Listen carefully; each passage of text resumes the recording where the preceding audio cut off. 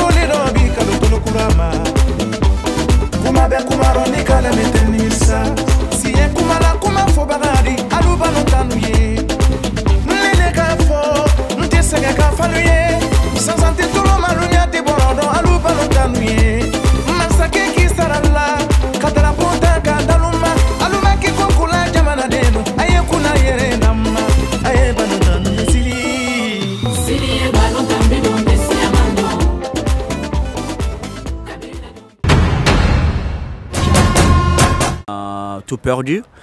Voilà, je pense qu'on a la rage maintenant. On se prépare très bien, voilà, pour gagner le match de samedi. Est-ce que vous pesez la responsabilité qui vous attache surtout en tant que Naby Keita, qui va jouer son tout premier match? Je pense que la responsabilité, on ne peut pas mettre sur une personne. Oui. On a une équipe. Je pense qu'on est tous responsables. Voilà, on va se donner à fond. Le mot d'ordre, c'est la combativité, voilà, c'est jouer en équipe. Comme elle a dit, on sort d'une période de match amical un petit peu difficile, mais on sort aussi d'une phase de qualification sans défaite, donc on va essayer de surfer là-dessus pour bien commencer la compétition.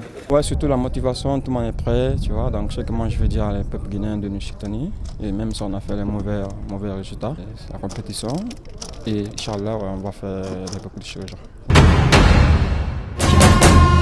Hier, vendredi, et ma téléspectateur, les coachs et capitaines des équipes de la poule B ont à tour de rôle animé des conférences de presse. Nous vous proposons la quintessence de celle animée par Paul Put et Ibrahima Traoré. Vous allez suivre donc, et ma téléspectateur, les discours sont plutôt rassurants. Le premier match dans une Coupe d'Afrique, c'est toujours important. Psychologiquement et aussi pour avoir la confiance pour les deux prochains matchs. On le sait qu'avec le Madagascar, c'est une équipe qui n'a jamais participé en Coupe d'Afrique, mais c'est toujours dangereux. Alors c'est aussi une bonne équipe. On doit faire attention, mais je pense qu'on est bien préparé pour attaquer ce match et Inch'Allah, on va avoir un bon résultat. Naby Keita est venu sur l'entraînement. Alors, au début, il est venu avec son préparateur de Liverpool. On a constaté qu'il a eu un bon travail. Et maintenant, je pense psychologiquement, physiquement, Et Téquibon, il est prêt pour participer au tournoi. Maintenant, on va voir demain s'il va commencer oui ou non. Mais je peux te dire qu'il se sent bien et qu'elle a fait un très bon travail. J'ai vécu beaucoup de choses avec cette sélection. On vit tous les jours, ça continue, hein, tous les jours c'est une nouvelle histoire. Qu'est-ce que je peux dire sur cette génération? Moi j'ai vécu pas mal de générations. Commencé tout petit, maintenant je suis un des joueurs les plus expérimentés ici, je vais être ma 3e CAN. On a un groupe de joueurs qui jouent dans des clubs quand même assez importants en Europe, c'est-à-dire que même si au niveau continental ils n'ont pas forcément cette expérience de jouer des Coupes d'Afrique au soir, ils savent ce que c'est le haut niveau, ils savent les sacrifices qu'il faut faire. Et je pense que si on arrive tous à tirer dans le même sens et que chacun puisse faire les performances qu'il fait dans ses clubs ou individuels, je pense qu'on a une bonne carte à jouer. Après, comme je dis, le football en Afrique c'est complètement différent du football qu'on joue dans nos clubs, donc ça aussi c'est une réalité qu'il faudra prendre en compte. Mais je pense que c'est une génération qui a beaucoup de talent. Maintenant, c'est bien beau de le dire, mais il faudra l'appliquer sur le terrain. Ouais, c'est vrai qu'on a fait une préparation avec 3 défaites. C'est jamais optimal de faire une préparation et de ne pas se rassurer par les résultats, mais moi je le vois plus comme une leçon. Une leçon qu'on doit tous tirer, et j'espère qu'on a tiré. On a vu que l'engagement à l'entraînement était différent, que si peut-être on avait gagné ces matchs-là et on était trop confiants. On a aussi joué contre des équipes de différents styles, des équipes regroupées derrière, où on voit qu'ils se projettent vite vers l'avant, qui nous ont mis en difficulté. On a joué contre l'Égypte, une équipe qui joue très bien au ballon, qui fait partie d'un des favoris. Ça nous a permis aussi de nous mesurer, de voir où on doit travailler, où sont nos problèmes, qu'est-ce qu'on doit faire plus. Donc moi je le prends comme une bonne leçon avant la compétition, et savoir qu'on doit tous faire plus, savoir où étaient nos problèmes, on l'a analysé. Je pense que tous les joueurs en sont conscients. Demain c'est un match très difficile contre une équipe qui joue son premier match de Coupe d'Afrique. On sait qu'on est plus ou moins vu comme des favoris, il faudra prendre ce rôle et éviter de faire les erreurs qu'on a fait dans les matchs amicaux. Est-ce qu'on peut compter sur cette formation de Sili de Guinée, surtout dans son premier match contre Madagascar? Nous avons interrogé quelques spécialistes qui ont donné leur avis. Est-ce qu'on peut compter sur leur performance? Ça dépend à quel niveau on fixe nos objectifs. C'est-à-dire, est-ce qu'on se dit on veut aller plus loin ou est-ce qu'on se dit on va faire quart de finale? Ça dépend de nos ambitions. Moi, je pense qu'on a un groupe, personnellement, je pense que cette équipe atteindra son meilleur niveau dans 2 ans. C'est mon avis parce que je pense qu'il y a beaucoup d'incertitudes, il y a des joueurs qui arrivent, le temps de prendre des marques, de créer des automatismes. Je pense qu'il faudra un peu de temps, mais là, on a oui un effectif de qualité. Cette année, on a eu 7 joueurs qui ont joué la Coupe d'Europe. Ligue des Champions, Ligue Europa confondue. Même s'ils ne connaissent pas l'Afrique, on sait que c'est des joueurs qui ont joué à un certain niveau en Europe.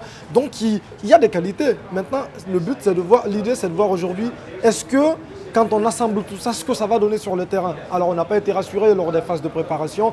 On espère qu'en rentrant dans la compétition, on aura ce petit déclic-là qui va amener en tout cas ce petit sursaut d'orgueil et de savoir qu'on arrive à la CAN. On peut être un sacré outsider, mais on est dans un groupe où on a des favoris, on n'est pas dans les favoris.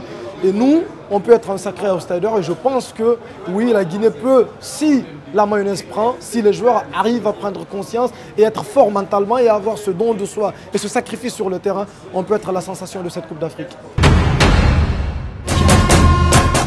Cette nuit même de ce vendredi 21 juin 2019, Paul Putte et ses hommes ont fait la reconnaissance du stade de la compétition sous l'œil vigilant du secrétaire général du ministère des Sports, de la Culture et du Patrimoine historique. Fodeba Istokera est donc le chef de cette mission. Et nous sommes arrivés tard hier nuit et ce matin automatiquement nous sommes allés voir les conditions d'hébergement, de restauration et puis la logistique autour de l'équipe. Et en tant que chef de la mission, au nom du ministre Sanusi Bantamasso, ministre des Sports, de la Culture et du Patrimoine historique et de tout le gouvernement, avec le leadership du président de la République, le professeur Alpha Condé. J'ai travaillé aussi avec les techniciens qui se sont chargés de la réservation des réceptifs hôteliers pour les supporters, pour les journalistes, pour les cadres et pour les membres de la commission qui ont permis à notre département de réaliser ce travail. Donc il faut dire que nous avons fait un travail de fourmi parce qu'il faudrait que ceux qui font le déplacement pour l'Égypte, plus précisément Alexandrie, soient dans toutes les conditions requises parce que le gouvernement a mis les moyens. Et donc nous sommes heureux de partager ces moments. Et au moment où je vous parle, l'équipe nationale, le Sili national a un très bon moral.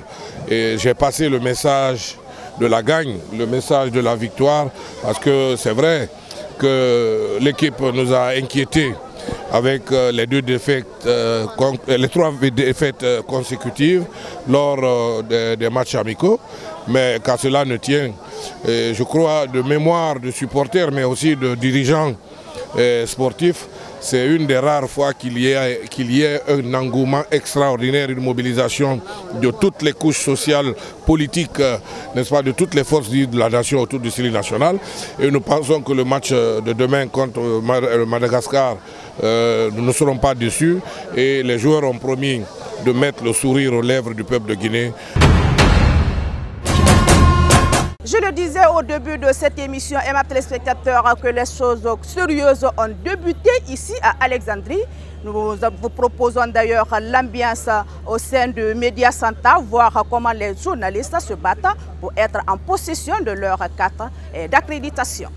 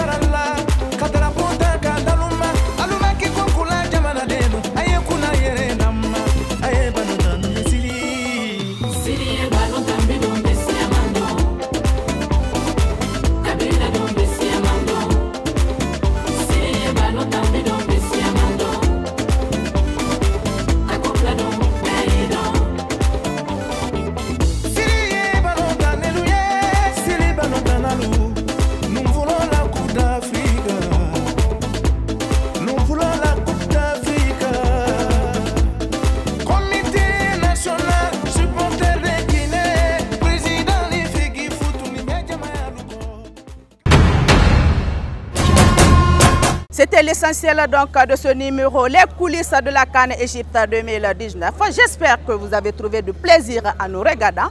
On se retrouve demain dans un autre numéro. The Mining House, société spécialisée dans la logistique, propose une large gamme de produits et services premium à destination des entreprises. Retrouvez dans son espace de vente à Coléa de l'outillage de qualité, du matériel de chantier, des équipements et accessoires pour vos engins roulants. Dans son garage Bosch Service, TMH assure l'entretien et la réparation de véhicules légers, utilitaires, camions et semi-remorques. Grâce à son savoir-faire et son expertise, The Mining House est votre prestataire privilégié pour élever chaque jour de nouveaux défis.